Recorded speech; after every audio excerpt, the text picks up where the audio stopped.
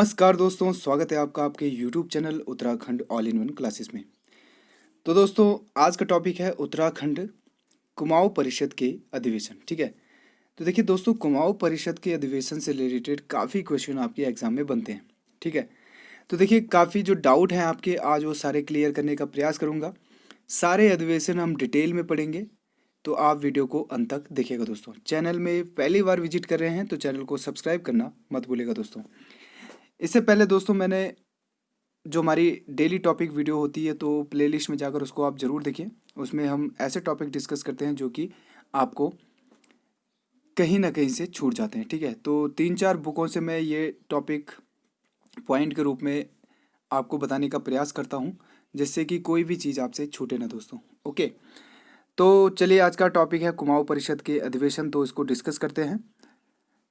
तो इससे पहला टॉपिक मैंने दोस्तों 1857 की क्रांति के उत्तराखंड पर क्या प्रभाव थे उस पर वीडियो बनाई है, तो आप उसको ज़रूर देखिएगा दोस्तों।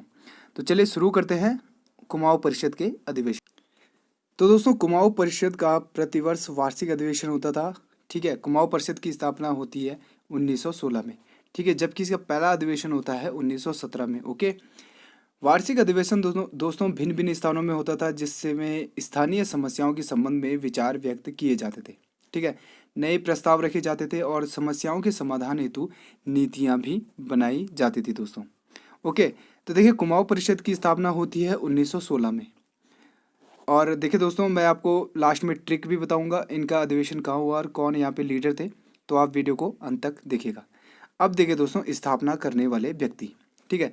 तो पंडित गोविंद बल्लभ पंत, बद्रीदत्त पांडे, बद्रीदत्त जोशी, लक्ष्मी दत्त शास्त्री, इंद्रलाल शाह, हरगोविंद पंत, चंद्रलाल शाह, भोला दत्त पांडे, मोहन जोशी और अनेक कई व्यक्ति थे जिन्होंने की 1916 में कुमाऊं परिषद की स्थापना की।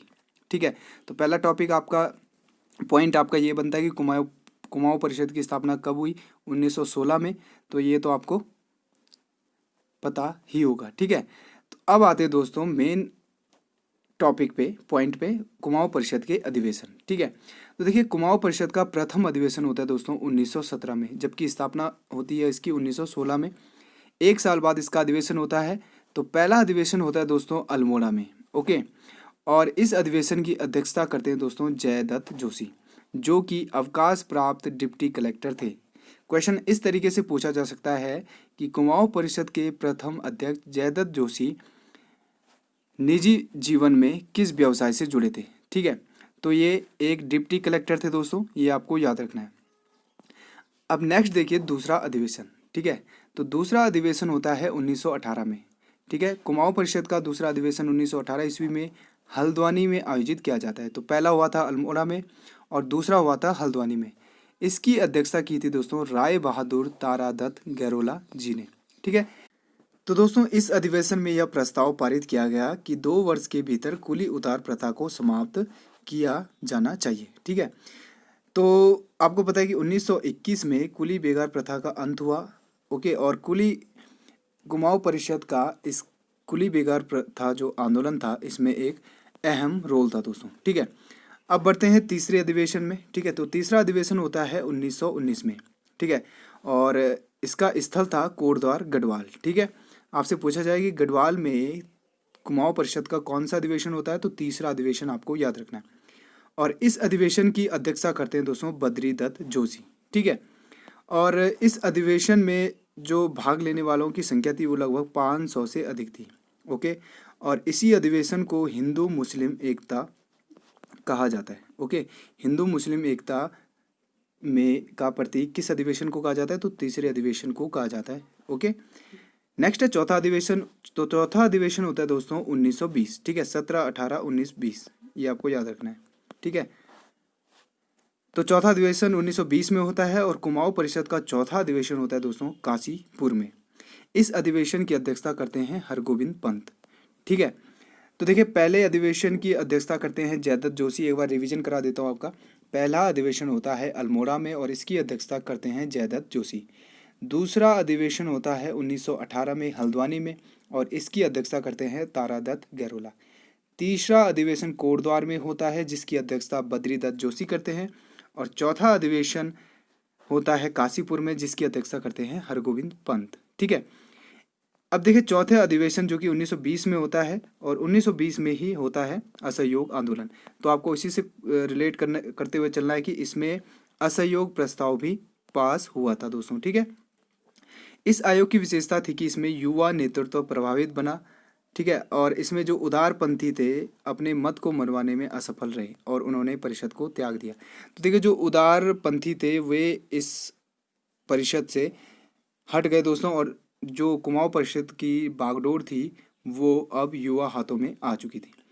नेक्स्ट है दोस्तों पांचवा अधिवेशन की सन आपको याद रखना है, क्योंकि जो पहले के अधिवेशन थे वो तो 1917 से 1920 तक चले, लेकिन जो पांचवा अधिवेशन होता है वो 3 साल बाद यानी कि 1923 में होता है, ठीक है, 1920 के बाद, ठीक है।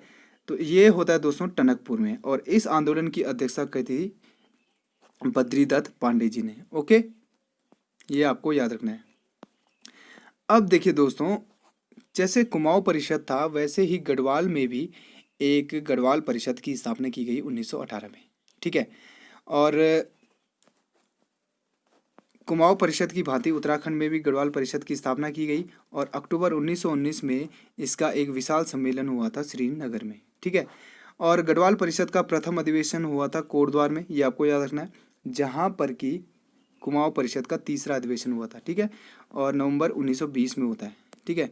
तो आपको ये याद रखना है गढ़वाल परिषद का प्रथम अधिवेशन होता है नवंबर 1920 में कोटद्वार में। ओके, अब देखिए दोस्तों, इसी प्रकार कुमाऊं परिषद का एक छठा अधिवेशन भी होता है, ठीक है। 5 अधिवेशन मैंने आपको बता दिए, छठा अधिवेशन आपको याद रखना है मुकुंदी लाल की अध्यक्षता में होता है सन 1926 में, ठीक है।